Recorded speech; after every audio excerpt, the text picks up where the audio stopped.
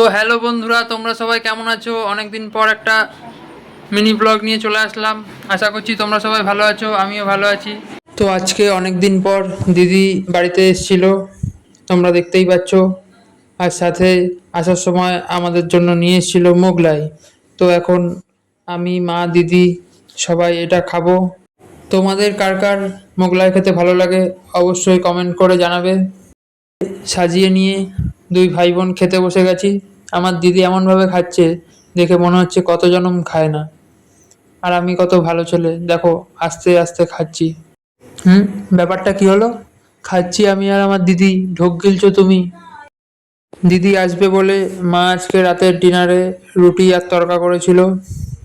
তোমরা দেখতেই পাচ্ছ, এখন সবাই মিলে আমরা সেটা খাচ্ছি।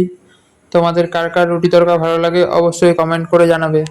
আর ভিডিওটা ভালো লেগে থাকলে অবশ্যই একটা লাইক করে সাবস্ক্রাইব করে নেবে। আবার দেখা হচ্ছে নেক্সট ভিডিওতে। ততক্ষণের জন্য ভালো থেকো, সুস্থ থেকো, টাটা।